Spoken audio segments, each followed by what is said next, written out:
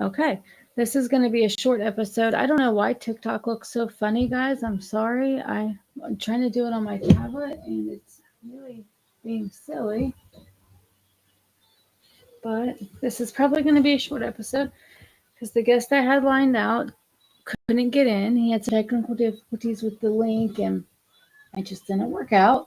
But he was going to talk about relapse. So I thought that I would talk about relapse instead for just a little bit, and we'll just call it a short episode. I did the first episode of Close Out yesterday, so I already put out an episode this week for anybody that didn't get to see it or that was looking forward to watching the full length episode of this show. You can check that out.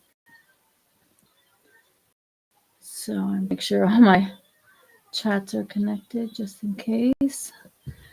Okay, so I guess I'll tell a little bit about my story and then I'll talk, obviously I've had some relapses along the way, so we'll kind of touch on those. I started using drugs really young. I was pretty much introduced to it as a child. My family, my family all did drugs. It was very common. I really was in my teens before I knew that it wasn't normal for everybody's family to just do drugs all the time. And by the time I realized that, I had already started drugs. I started smoking weed at 9, and then I started harder stuff very young, very very young. Um, I went through some problems. My parents obviously were divorced, and my mom moved us far away out to a whole nother state way out west, and that was a whole bad situation. Her family out there, they were in drugs as well, so we went from bad to worse, I would say. And they were cooking meth, and it got us, like, we ended up getting in a raid, and my mom went to jail, and my dad, he was back in Ohio, and he was still in jail, in and out of jail. He probably, he had warrants and stuff like that. He did eventually end up coming to get me when my mom got arrested. My dad, he came to Iowa and got me and brought me back down here with him and lived with him for a little while. My mom ended up coming back down here. Just a lot of things back and forth, unstable house as a child. I really started using hard drugs though when I was about 17. I started with heroin and the needle, and it just it went downhill from there. I was working at the time and had just got my own first apartment and stuff, and it slammed me backwards. I ended up back at my parents' house, and where there was a house full. There was probably 12 or 13 people living in a trailer, and we just did drugs. That's what we did. We moved from that trailer down to a different town with my parents. I ended up just completing that cycle where I had never even thought about quitting drugs, never even considered it, um, until, let's see, I got arrested probably for the first time when I was 19. And even still, yet, even through all of that, like, I knew that I was coming home to the same situation, and it was gonna just be right there. So I never even considered that it was possible to quit. Hi, Sarah. I see you on TikTok. I don't know why I look funny, why I'm so close. I'm trying to do it on my tablet. But, anyways, I had my guest for today. He couldn't get in, so I'm just telling my story a little bit. Um, so I went, like I said, I got arrested at 19, and for the first time, and I think I only did a night in jail that time, but I was sick. I remember being sick in jail. But even then, like, the first thing I did when I came home, the very first thing I did when I came home was use, and I, I never even wanted to quit. I don't know. Anyways, for years until I ended up, I was pretty bad off there at the very end, smoking crack and doing heroin, and I ended up pregnant, and I did come down to live with my family in Kentucky when I got pregnant because I knew that I could not continue. That it would kill a baby, the amount of drugs that I was doing, every day and stuff. There's no way that a baby would survive and come out normal. So I did. I came down here and I was clean, and I went back up to Ohio in December after we had been down here for months, and I ended up getting arrested, and then I had my daughter in prison, and she ended up going to foster care for the first few months of her life until I got out. But that was really my wake up call. That was the first time when I decided that I could do it, or that I wanted to do it, that I had a reason to do it, I guess, was when I knew that it wasn't about me. When I was in the hospital, having my daughter, and no one was there with me. And there was nowhere for her to go. She had to literally go to foster care because there was no one to take her. And that was when I realized that something had to change. If I don't even know a person good enough to take my baby, something is seriously wrong with my life. So I did have her, and I went back to jail. I did get really very lucky. I had an amazing caseworker who brought her to see me. It took about 3 or 4 weeks to get it together, which I know doesn't sound like that long, but when you've just had a baby and you can't see it, that was so long. But once they did start bringing her, they brought her twice a week, and then all the way until I went to prison, and then they brought her up there twice a month because it was pretty far from, but they did, I was only there, it wasn't very long before I got out after all that, after I had her, before I got out, it was just a few months. So, but I did get very lucky, and they set it up to, my caseworker was amazing. She would send me letters, on the weeks that I didn't, so I would get a visit every other weekend. And on the weeks that I did not get a visit, I would get a letter with pictures, and they would describe her milestones and stuff like that. And that was really amazing. I got so lucky because there's so many women in prison. That's so rare. When I'm sitting here telling you guys is not how it normally happens for mothers in prison. So,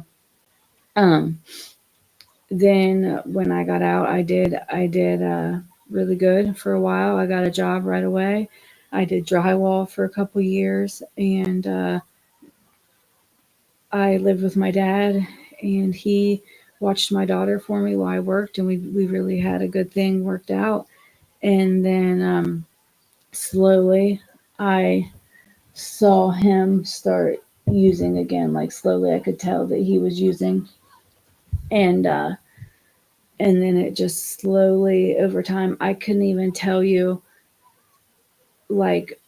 how, because it started off slow. It started. I know. I remember I went to the dentist, and I had gotten some dental work done, and he gave me pain pills, and then my dad did some of them, and I don't know, just he fell back in hard, and I ended up I moved down around a different area in Kentucky, not where I am now, but for a while, and I was still working and fighting, and then some stuff happened down there. Oh, I had parole. I was on parole in Ohio, and I was lying to them and telling them that I was living up there still because they didn't want to transfer it. It was only a little bit of time, but I didn't want to be there, and it was best that I wasn't up there.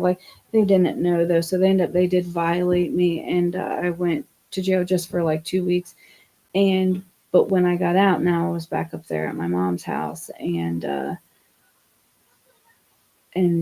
where they were using, and she was with my dad at this time, and they just my brother and them lived across town, and they just all they did all the time was they would get up and they hustled up money to go get high. So naturally, when I did first get out, I had a car, so I was valuable to them, and I drove them around, and they would pay me.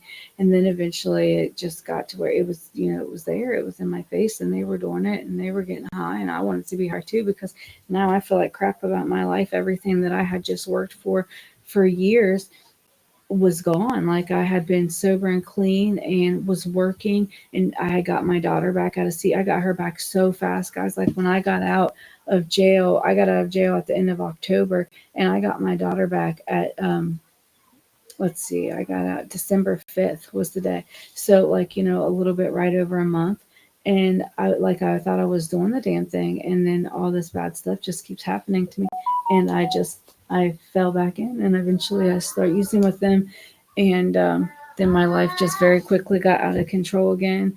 We moved from that apartment, let's see, out into a trailer where a dope boy ended up coming from the city and posting up next door at the neighbor's house. And just, I don't know, it was dope, dope, dope everywhere. And so I was using for probably, I don't know, a year. And I ended up moving. Let's see what happened. We ended up losing that house. And my parents they went and stayed in the basement of a friend's house. We were all really bad by this point. And I ended up homeless. I was homeless for a good while. And I ended up down in the city in Cincinnati, homeless. And luckily by this time, like I want to get clean, but it's just, it's so hard, especially when you're in those types of situations, because you don't want, and I know it sounds silly because you're like, I have no money and I'm homeless and I can't even eat. And then I get a little bit of money and I go buy drugs with it, because you don't want to feel that. And no excuses, man. That's a ridiculous, irresponsible, immature attitude, but that's the one that you have at that time. And so eventually, though, we get housing and we get clean. Or, well, I start going to the methadone clinic, and that was my version of clean for a while, which it saved my life. It did. It kept me off the streets. And but I had never taken care of all the legal problems still yet. So I did end up getting arrested and going back to jail, even after I had been clean for, I don't know, years, probably a couple years after all this happened. I was clean, and I ended up going back to jail in Campbell County, and I did 18 months that time. So I had already had my daughter, who then went and lived with my parents, and that was an awful mistake. And my dad died while I was locked up. And but as hard as it was losing my dad, I really kind of feel like that sometimes you have to lose people to grow in your life, because um, I had tried to move away from up there several times. I had came down here to Kentucky with my family. It's down here that they don't use drugs, and I would always go back up there. And it was my dad would hold us. He like held us together. So like with him being gone, now I've came down here. I've been down here now for years, and I'm married, and with kids and husband. No ever thoughts of going back, So I think that I definitely had to lose him to um to get where I am today, as much as that sucks. But today I am, we own our home, and I work and support my family. I have three beautiful children and an amazing husband.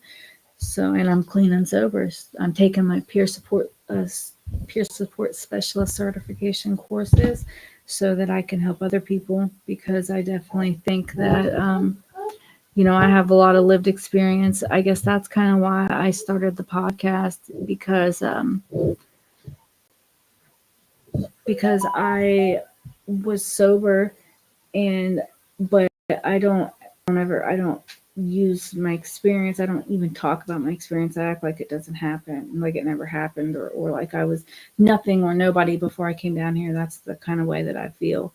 And so I created this space so that people could come on here and talk talk about the messy stuff that they've done. I know I didn't get very even personal today. I haven't told my story out loud in a long time, until just I started taking these peer support courses.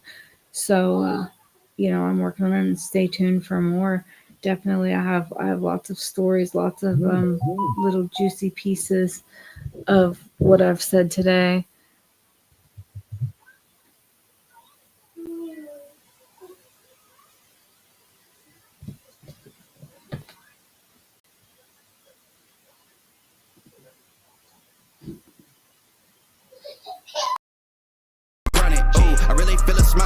it's my year, yeah, yeah. I really feel it's my time, think it's my year, yeah, yeah. I really feel it's my time, think it's my year, yeah, yeah. I really feel it's my time, think it's my. Been ready.